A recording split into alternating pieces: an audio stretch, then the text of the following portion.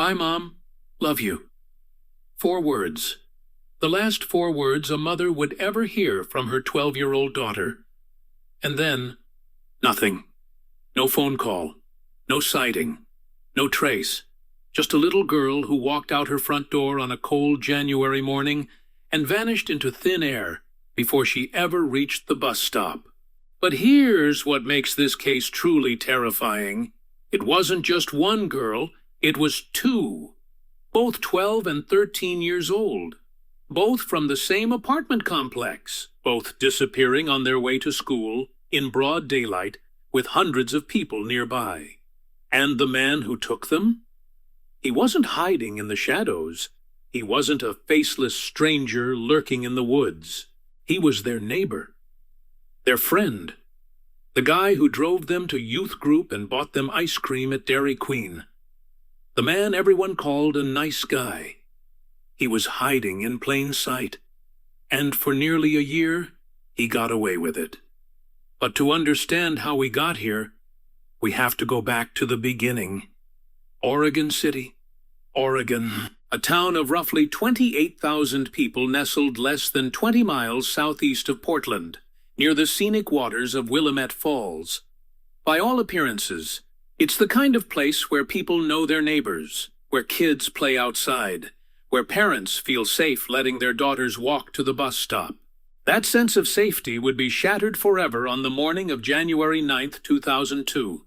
The children of the New Creek Village apartment complex were making their way to the bus stop like any other school day. Backpacks on, lunches packed, breath fogging in the winter air. But one face was missing from that cluster of kids. 12-year-old Ashley Pond never made it to the bus stop. Her mother, Lori Pond, remembers the last moment she saw her daughter with the kind of crystalline clarity that only grief can produce. Ashley had been running a little late that morning.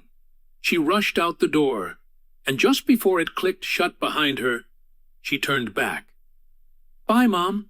Love you. That was it. That was the last time Lori Pond would ever speak to her daughter. When Ashley wasn't home by nightfall, Lori's worry began to build into something that felt closer to dread. She pulled out every phone number she had, Ashley's friends, her classmates, anyone who might know where her daughter had gone. She called Sharonda Bowen, Ashley's dance instructor and a close family friend. The dance studio had been buzzing with preparation for an upcoming competition, with rehearsals nearly every night after school. Sharonda hadn't seen her. Neither had any of the other girls at the studio. And according to every account, Ashley hadn't been at school that day either. Somewhere on the 10-minute walk from her front door to that bus stop, in broad daylight, in a residential neighborhood, Ashley Pond had simply vanished. Lori Pond called 911. The dispatcher asked the questions they always ask. Was this a child or an adult? 12 years old. Could she have run away? Could she be visiting someone? And here is the thing about missing children calls. As police officers themselves acknowledge, more than 99% of the time, the child turns up safe. A friend's house. A relative's couch. A misunderstanding about pickup times. But Lori Pond knew her daughter. And she knew something was wrong. My daughter would call, she told police. She would notify me. She'd say, Mom, I'm going to be a few minutes late. Nothing was missing from her room. Not her clothes, not her makeup. Almost 13-year-old girls. Those are things they take. Police were skeptical. But because of Ashley's age, they pursued the case. What they had was almost nothing. No crime scene, no witnesses to an abduction, no positive sightings after Ashley left her apartment. As soon as she walked out that front door, she disappeared from the world entirely. 24 hours passed, then 48, then 72. With each hour, the odds of finding Ashley alive grew longer. Investigators began doing what investigators do. They started with the people closest to the victim. Lori Pond and her boyfriend, James Kitely, were interviewed. Both appeared genuinely cooperative and devastated. But when asked if anyone might want to harm Ashley, Lori mentioned something that immediately caught police attention. Ashley's biological father, Wesley Roiger, had been convicted of molesting her. The charges were ultimately reduced to one count of attempted sexual molestation when he pleaded no contest, and Roiger received 11 months of probation. He was a registered sex offender with restricted contact with his family. And, at the time of Ashley's disappearance, he was living less than 20 miles away. There were also rumors that Roiger had threatened Ashley's life, that he was furious about the conviction. When investigators went to question him, he ran out the back door of his trailer. They eventually tracked him down. His alibi checked out. He was dropped as a person of interest. Lori also mentioned another name, a neighbor, a 38-year-old single father named Ward Weaver, who lived up the street near the bus stop. His daughter was friends with Ashley. His house, Lori noted, was kind of a hangout spot for the kids in the neighborhood. Weaver was cooperative. He provided an alibi, time card records showing he had been at work that morning. He was questioned and cleared. With no leads solidifying, the FBI's Portland field office was called in 9 days after Ashley's disappearance. Agents from the Bureau's Child Abduction and Serial Murder Investigative Resources Center, CASMERC, joined the investigation, bringing with them the assumption that every missing child case must be treated as an abduction until proven otherwise. "If you don't start off that way," one agent explained, "you're starting behind the 8 ball. But even the FBI hit a wall. No crime scene, no verified sightings, no evidence of a struggle anywhere along the route from Ashley's apartment to the bus stop. Searches were conducted. The neighborhood was canvassed. Hundreds of interviews were completed. Conflicting stories, vague half-sightings, dead ends. 2 months went by. And then, on the night of March 8, 2002, an FBI supervisor was driving home from dinner with his wife when his phone rang. His press officer asked if he'd heard the news. A second girl had gone missing in Oregon City. Her name was Miranda Gatiss, 13 years old. Her address? 1455 South Beaver Creek Road, the same apartment complex as Ashley Pond. Miranda had left for school that morning. She never arrived. No one saw her. No one had heard anything. The FBI supervisor turned around and went back to work.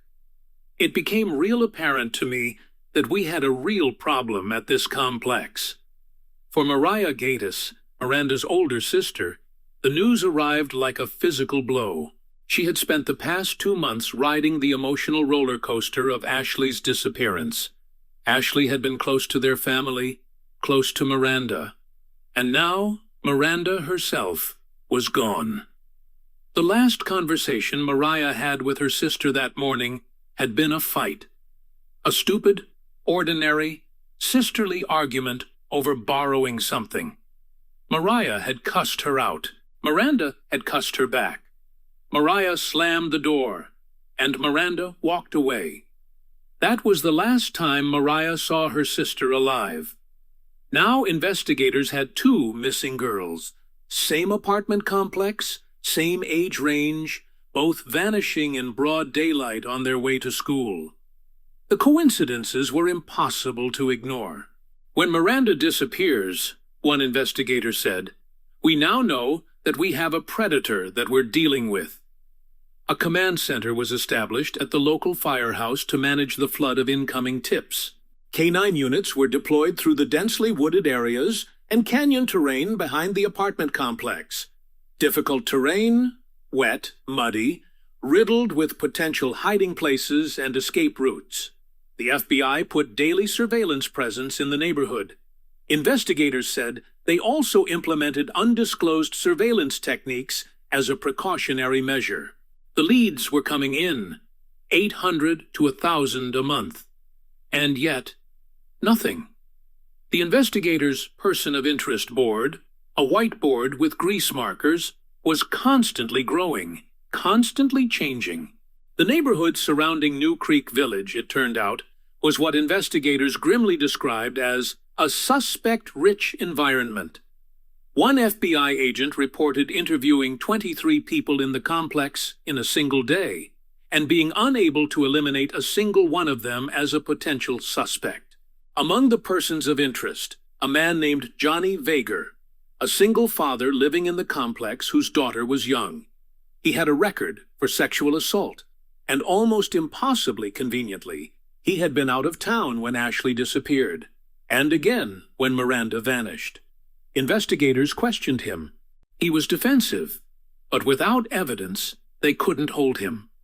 There was also a woman named Sheila Gordon, a dominatrix who had been living in the complex. A tip came in suggesting that her work might have attracted dangerous people to the neighborhood, but Gordon had already moved away from Oregon City, and she maintained she conducted all her work at a location in downtown Portland. Another dead end. And there were the two unnamed suspects investigators had placed under surveillance, people who had said curious things about the girls' disappearances. Investigators actually watched these two attempt to grab someone off the street. They intervened before anything could happen. They searched the apartment. They found nothing connected to Ashley or Miranda. Then there was Billy Crabtree, a community member who organized volunteer search parties in the woods around the complex and even started a non-profit to raise money for the effort. Crabtree's involvement initially seemed admirable, but the more he inserted himself into the case, the more eyebrows were raised. His search crews discovered a human skull in the woods near the apartment complex, one that didn't belong to either missing girl. His close familiarity with both families drew scrutiny from the FBI. Investigators ran his background. He took a polygraph. He was eliminated as a person of interest. And still, nothing. Then, weeks into the renewed investigation following Miranda's disappearance, the name Ward Weaver began surfacing again. Remember Ward Weaver, the cooperative neighbor who'd provided an alibi early on? The single dad whose daughter was friends with both girls? The man whose house was the neighborhood hangout? Something had changed. Weaver's recent behavior was sending shockwaves through the community. He wasn't keeping his head down. He wasn't avoiding attention. He was seeking it out. He approached a reporter and said, unprompted, "Can I tell you something off the record? I'm the FBI's prime suspect." Just like that. Out of nowhere. Then he started giving media interviews, positioning himself at the center of the story, talking about the case, about the girls, about the investigation, all while claiming to be an innocent man being unfairly targeted. Investigators took notice. They brought Weaver in for a polygraph examination. He agreed to take it. He did not do well. And now, digging deeper into Weaver's background, investigators uncovered something that had been sitting in plain sight all along. Just 5 months before Ashley Pond disappeared, Ashley had made an accusation against Ward Weaver. She had told people close to her that he had tried to rape her. She had lifted her shorts to show the scratches on her inner thighs. Several of her fingernails had been broken off. Sharonda Bowen, Ashley's dance instructor, remembered it vividly. She was like, "He tried to rape me. He tried to rape me. Do you see these scratches?" Ashley's mother had believed her, but at the time, police had lacked hard evidence and had not pursued the case against Weaver. Now investigators looked at everything through a different lens. Weaver knew both girls well. His daughter Mallory was close friends with Ashley and Miranda. Ashley had even lived at Weaver's house for a period of time one summer. He knew their routines. He knew what time they walked to the bus stop. He could watch them from his front window every single morning. "I think he planned it," someone close to the case said flatly. And then there was the matter of his father. Ward Weaver III's father, Ward Weaver Jr., was not just a criminal. He was a convicted double murderer. sitting on death row at San Quentin, suspected in up to 20 other unsolved murders. And in one of the crimes he was convicted of, he had buried the body of his victim in his own backyard. Like father, like son. Investigators couldn't put that in a search warrant. But they couldn't ignore it either. There was also the alibi problem. Weaver had claimed he was at work when Ashley disappeared, pointing to a time card entry. But investigators discovered that the time card system at his workplace operated entirely on the honor system. Employees simply filled out their own cards. There was no way to verify he had actually been there. And then there was the concrete slab. Days after Ashley's disappearance in January, Ward Weaver had sunk a series of barrels into his backyard and covered them with dirt and cement. His explanation was straightforward. He was installing a hot tub and needed a concrete pad for structural support. In July, something else happened. Mariah Gaddis had been spending the day at the Weaver home, hanging out with Mallory, when the girls decided to go inside to get popsicles from the freezer. Weaver stopped them cold. He wouldn't let them in. No explanation given. He had added 4 extra padlocks to the door, along with chains wrapped around the frame. It took him 20 to 25 minutes to get those popsicles, but circumstantial evidence isn't evidence. And without a body, without even confirmation that a crime had occurred, there was nothing investigators could act on. Then, on August 13, 2002, everything broke open at once. A woman came running out of Ward Weaver's house. She was naked. She was screaming. She ran into the middle of the street trying to flag down a passing car. Weaver had attacked and raped his own son's 19-year-old girlfriend inside that house. Sharonda Bowen happened to be driving past the Weaver home just minutes before the assault. She saw the woman standing by a car, smoking. Weaver gave his normal friendly wave as Sharonda drove by. And then, by the time Sharonda got home and turned on the news, he had raped her. He did what? Sharonda remembered thinking. You had to replay it, and replay it to let it sink in.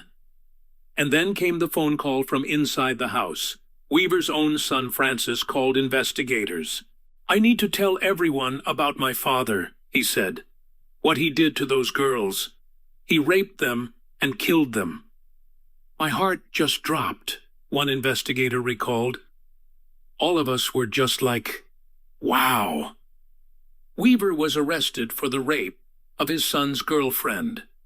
A judge set bail at $1 million. The community erupted, demanding investigators search the property, dig up the concrete slab, find the truth.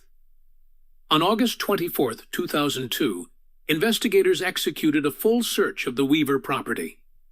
The K9 unit, the unit, were brought in. They swept the yard, the shed, every inch of the property. It didn't take long. One dog went directly to a box along the side of a small shed. She gave what her handler described as a really strong alert. The handler had to step outside and sit with an FBI agent for several minutes before she could compose herself and continue. Inside a large, heavy microwave oven box, investigators found the decomposing remains of a young female. Within 24 hours, the body was identified. Miranda Gaddis, 13 years old, and investigators weren't finished. They turned their attention to the concrete slab, the hot tub foundation that Ward Weaver had poured just days after Ashley Pond vanished. Using an industrial saw, they cut through the cement. Beneath it, they found a series of 55-gallon drums packed with more concrete. One drum had a false top. Inside that drum was Ashley Pond. Based on information from the medical examiner, investigators believed Ashley may have been kept in a freezer for a period of time before being moved to her final resting place. The crimes were so heinous, so carefully concealed, so deliberately executed, that even the hardened investigators who uncovered them were shaken to the core. "The things we saw that day," one agent said quietly, "are things that are going to stay with me for the rest of my life." Ashley's mother had been dreading this moment and hoping for it at the same time. Dreading what they would find, but desperate to stop wondering. "After she was found and we buried her," Lori Pond said, "that was my time to grieve. That was my time to absorb what had actually taken place."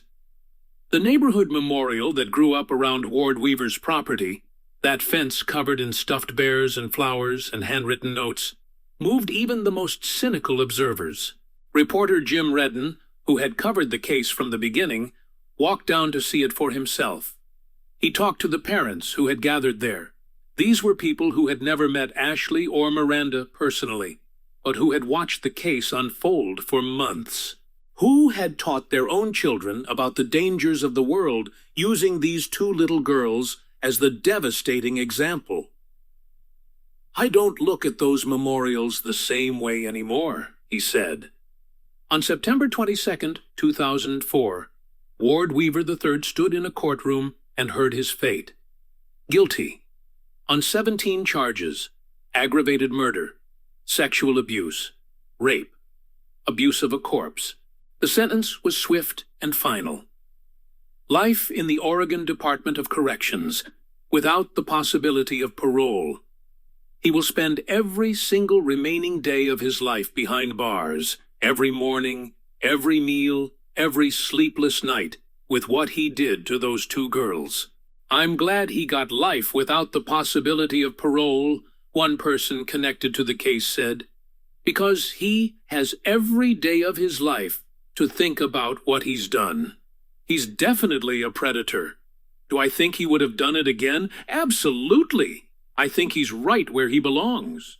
Despite his conviction, Ward Weaver III has never fully revealed the details of what happened to Ashley Pond and Miranda Gatiss, how he took them, what he did to them, or exactly how they died.